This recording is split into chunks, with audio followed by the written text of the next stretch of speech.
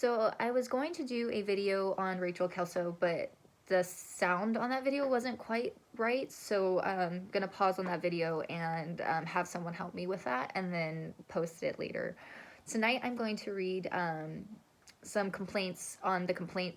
You can go online and to complaints board and look up Circle of Hope, and I'm just going to read the complaints off of that and the people defending Circle of Hope on that and give you my opinion.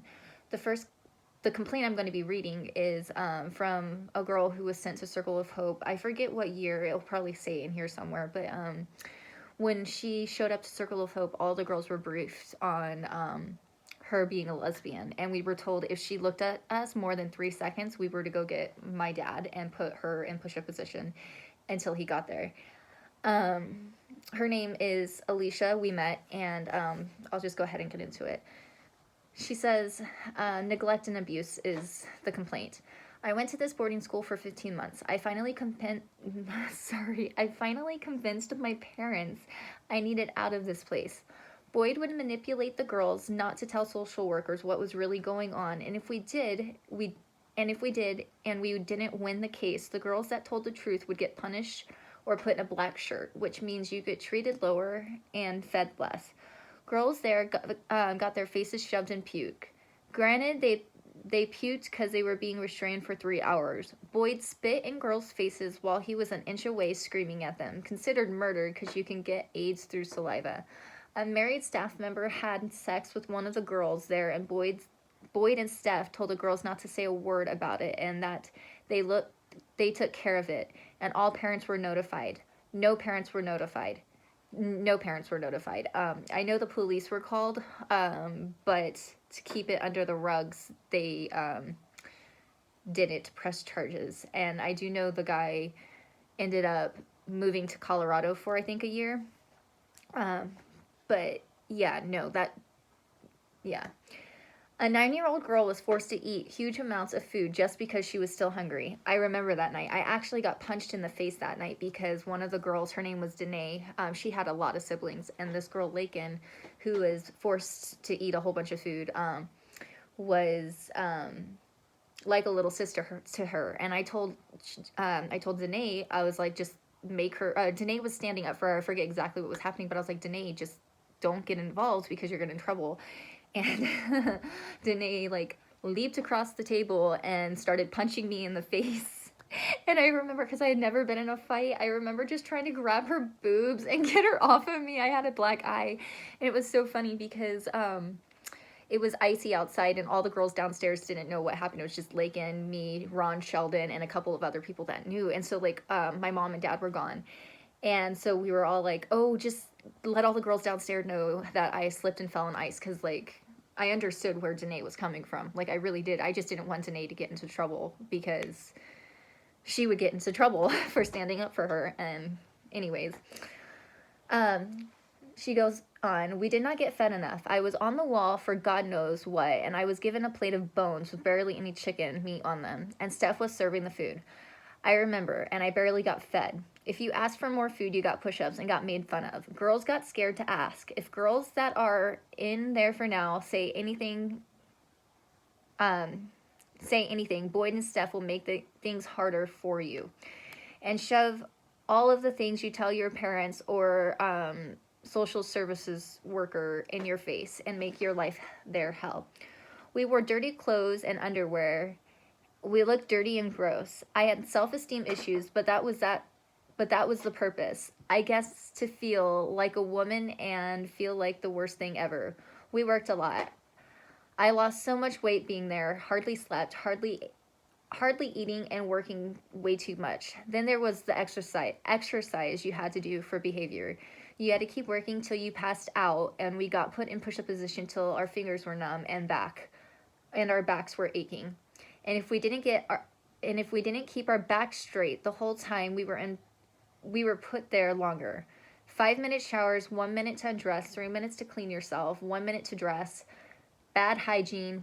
We were teens, not in the fucking military. We didn't ask for this.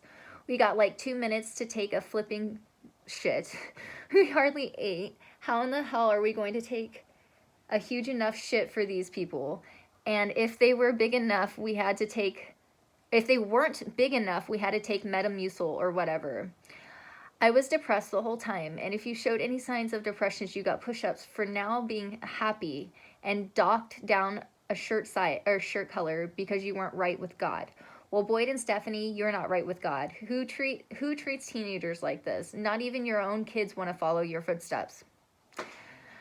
Jesus, I attempted suicide in church. I tried suffocating myself. I could not handle it. I am 18 now. I got there when I was 14 and out when I was 16. I'm still psychologically damaged from it. Girls got brainwashed. Look, media, if you want a good story, talk to the girls who know what's really going on. Girls went hungry, and that place just disgusts me. I really feel bad for the girls that are there now. No one should have to go through that. And their education system is a joke. I was in the 9th grade. They put me in the 5th grade. I had no high school credits when I got out.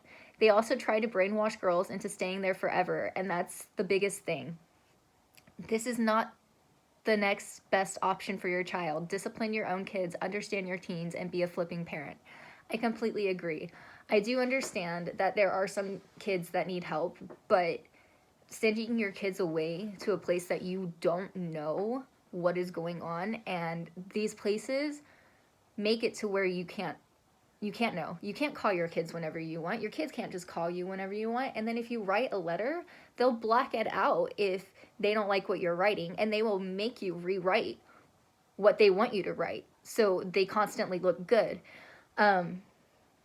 If you find a place that says you can only call your child once a week and they can't contact you and we read their letters, do not send your child there. That is a red flag, and you should not send your child there.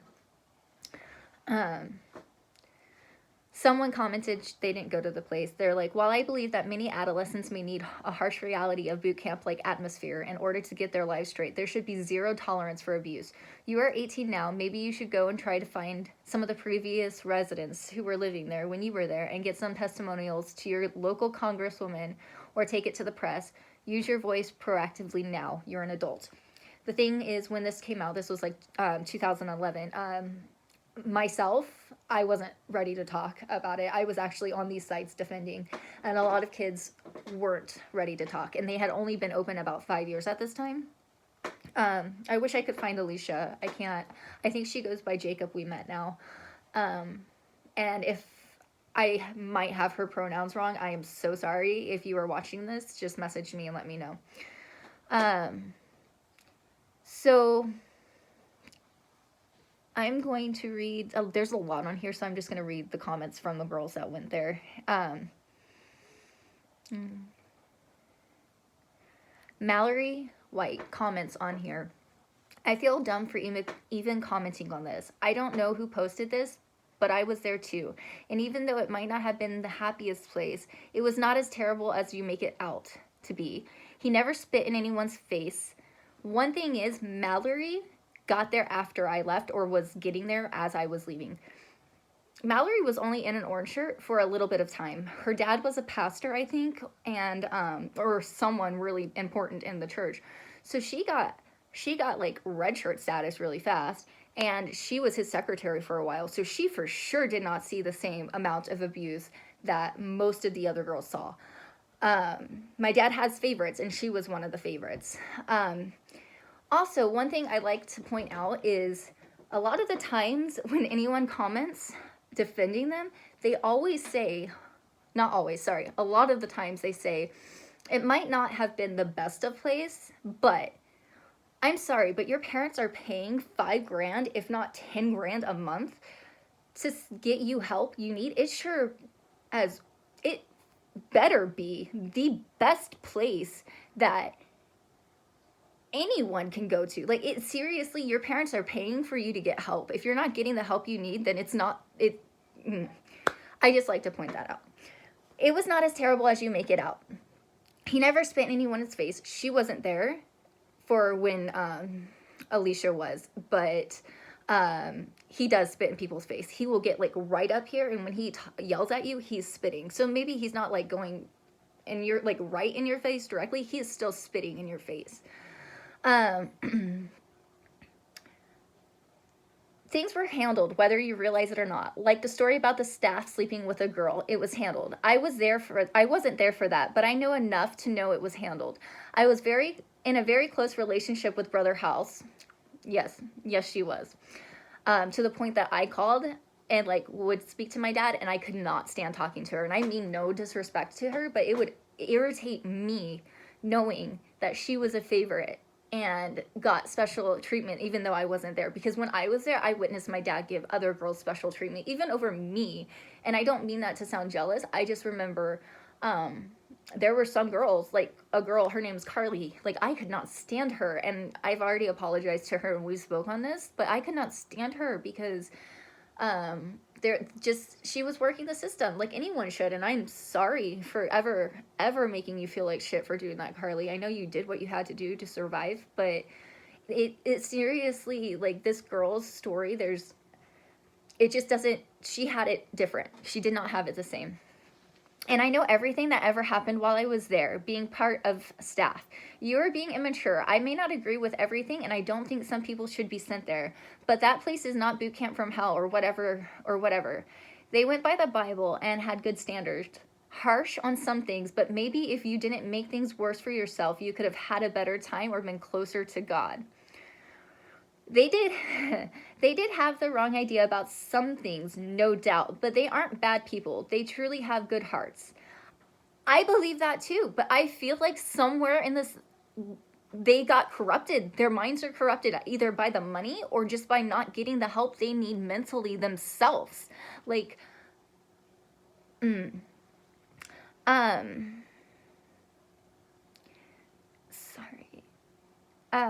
but obviously it was for something you did that you probably deserved. I was never busted on the wall or anything because I was truly trying to change because I actually cared. And unlike you, I'm not scared to put my name.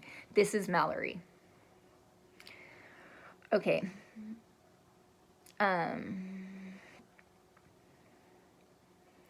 Then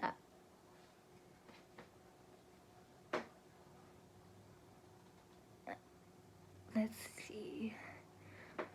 I'm not going to read mine because it's really long, and I'm already talking about what I went through, and this is more about what the girls went through.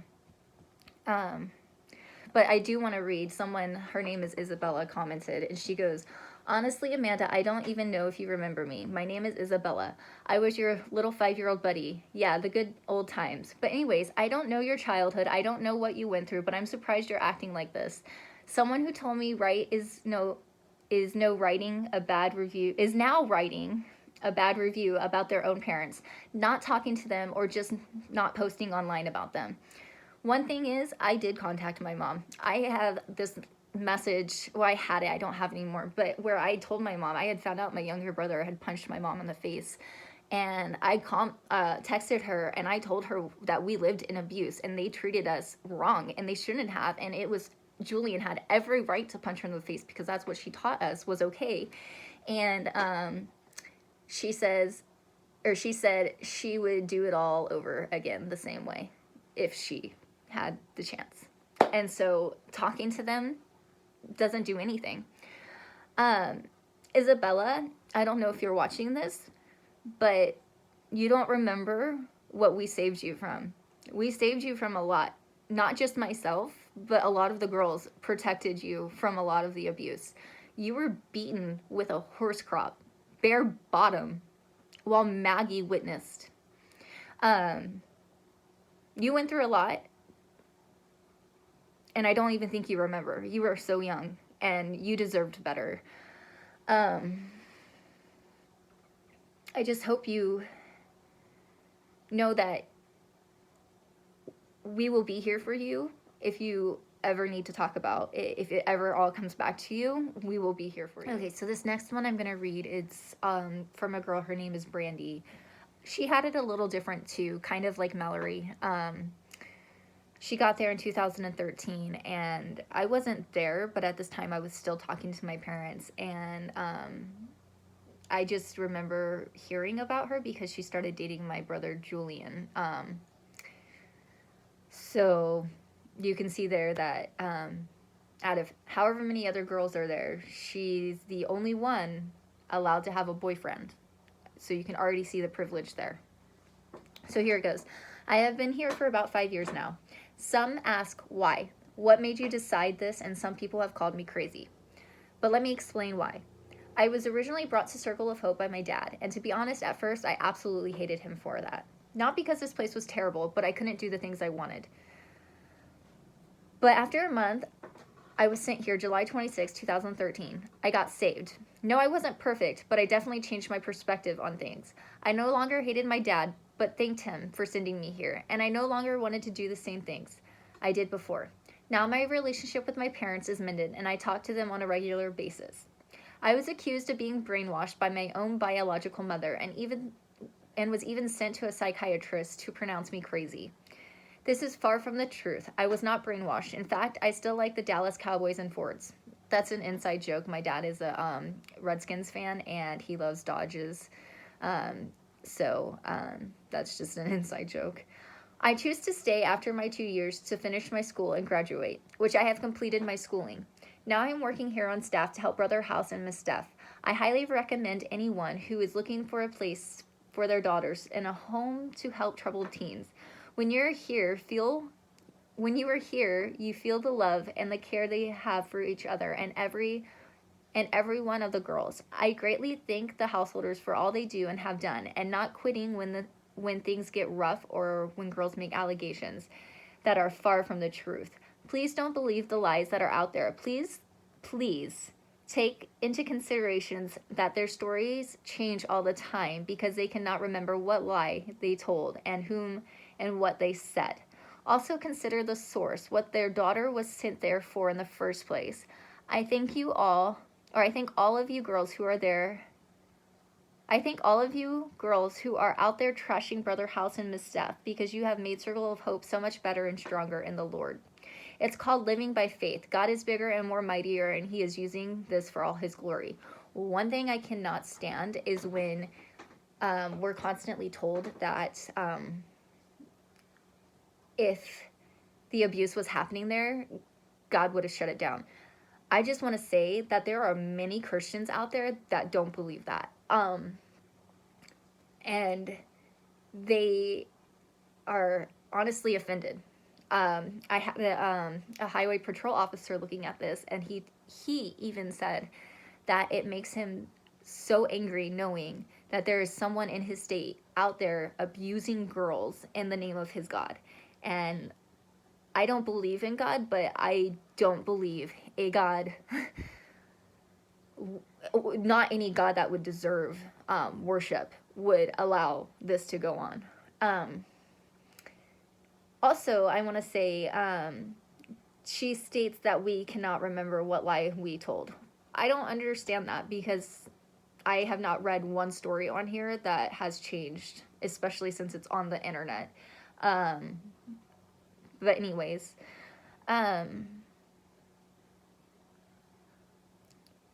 so then Brandy also made another comment, and she goes, consider the source of where it came from. You don't know what they were sent there for. Those girls are the same as what they were before they were sent there. They lie, manipulate, etc. They will lie about anything and anybody just to get their way. This is from a personal experience because I was one of those girls once. But I can honestly say that this is a wonderful place, and if it wasn't, I would not still be here. For your info, when I was a girl in the program, I had numerous of opportunities to talk to judges, social services, police officers, and even family, including my parents, and tell them what I wanted out of there. Her mom, her biological mom, found out she was at Circle of Hope, and she tried her hardest to get her out. So yeah, she had numerous times because they were going to court. But that doesn't mean that she wasn't brainwashed. But anyways, by your own admission, what you are saying is if you had a child and they said you did these things to them and it was not true, but there were so many people saying it happened and you are guilty of it because it must have happened. So if you have no personal experience, I wouldn't be so quick to judge. So then Autumn goes on to respond to her. Brandy, or she's You see, Miss Brandy, I have personal experience. I know what happened while I was there. Boyd called me a liar for telling the truth about the quiet room, when you know for a fact the quiet room exists.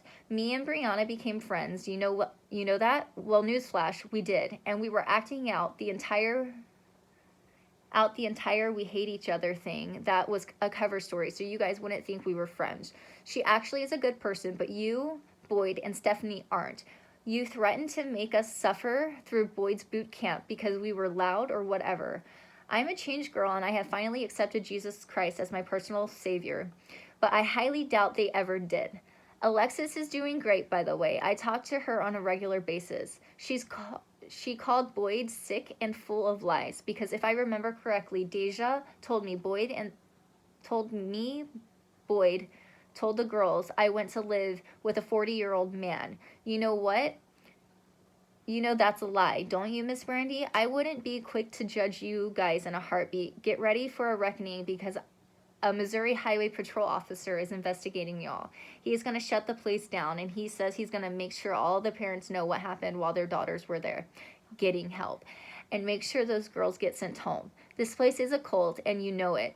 Don't you? You do, but you don't care. Nope, you don't. I don't trust abusive and controlling people, and that's why I praise God every single day for getting me out there. Thanks for reading this now. Bye-bye. She's a little snarky, but I love her to death. She's so cute.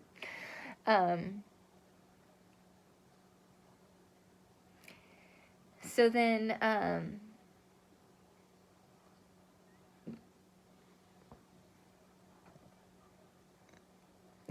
see. Okay, sorry. 1 second. So here's the one I really want to read. A girl, she says everything I wish I could say so eloquently, and I don't know, I just wish I could write things out like this, and I really appreciate her saying this. She says, I think some of you are missing the point here. It is a complaints board, yet we've turned it into a debate board. I've tried to stay. I am guilty of that. I have argued a lot on here, and my bad. I let it get to me sometimes. But she's like, I've tried to stay out of this board for a while, but I feel so convicted to say something. Everything the girls say are true. Doesn't matter if you think they are being dramatic or exaggerating. It still happened. A restraint, for those of you who don't know, involves pinning a girl to the ground and pushing on her pressure points until she's literally screaming and begging for you to stop. What does it matter if it was for an hour or 10 minutes? I can honestly say that it was for hours. It wasn't just for 10 minutes. It was for hours. I remember being in pain myself, having to put that much pressure on a person for hours. Yeah. Children should not be dealt with as children should not be dealt with as such. I think she meant as such. I'm not saying the householders didn't have good intentions. I'm not saying they weren't good on the inside. All I'm saying is that they mistreated girls and thought it was justified. The girls weren't innocent, but they were treated on a harsher scale for dumb things. Here is a list of things you can get punished for at the ranch.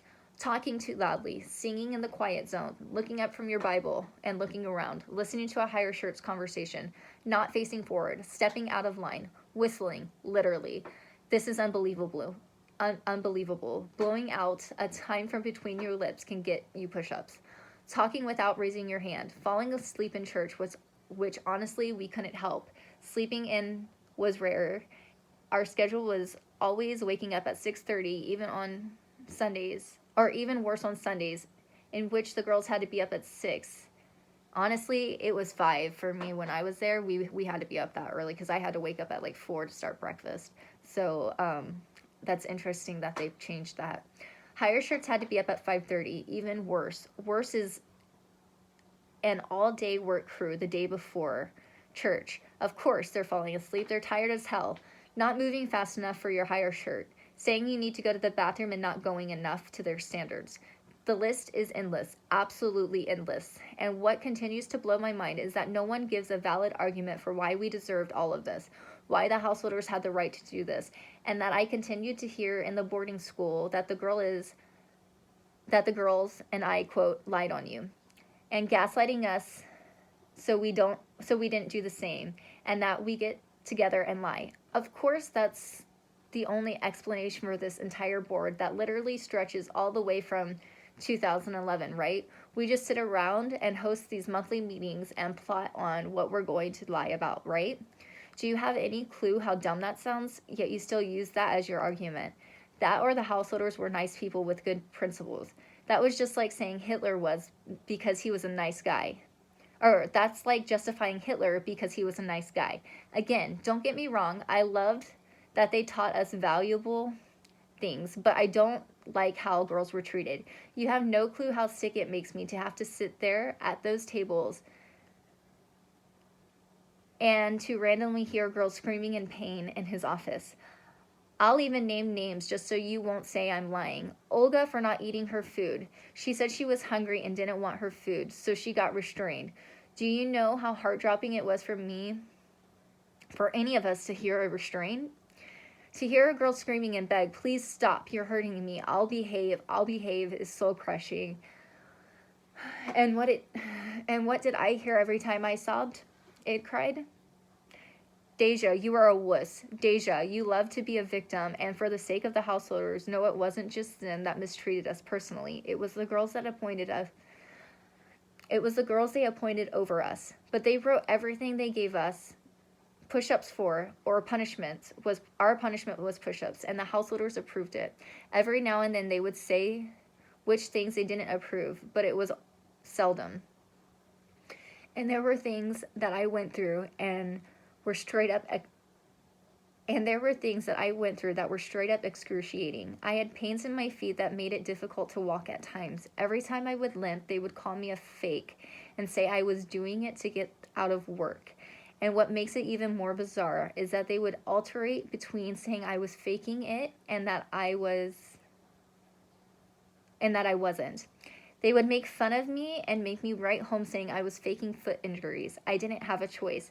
Come to find out after the school, I have a legit medical issue in my feet. Another time I literally fainted and was punished for faking passing out. I was forced to tell my mom over the phone that I faked passing out, and if I didn't, they would have hung up. Yeah.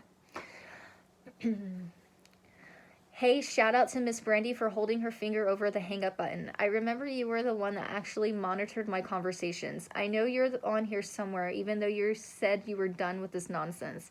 This is also happening to multiple other girls. Anyways, now that I have decided not to keep silent anymore on the board, I'm just going to come out and say it. I'm going to be very neutral, seeing both sides have a point. However, the side against the householders have more valid points. However, the side against the householders have more valid points. That the last thing I want to say is that if I had one wish, it would be that the ranch would sit down and understand the things we did, or the things they did were wrong. Not to sit around and debate that we deserved it, to understand that what they did to us hurt us emotionally and physically. I can forgive for harm done to me, though I cannot forgive the fact that they ignore the harm they've done. That being said, I think we deserve some apologies, and if there's anything we've done, let's discuss that. This board may be a complaint, but it also can be a solution. I completely 100% agree with her. What's done is done, but I do believe, or what was done to me is done, but I do believe that they owe a whole bunch of people an apology. Not just the girls of Circle of Hope, but the people from Agape and the people from Refuge of Grace even, and the people from Hope Children's Home. I believe they owe so many people an apology. This is already a really long video, so I'm going to link the complaints board in the description box, and if you are interested in it, you can read everything. It's really long, but I just want to throw this out there.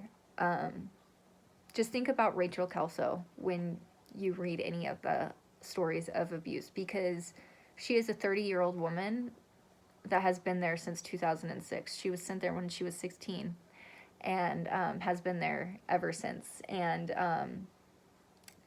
she has the sweetest spirit, but she also has some mental challenges.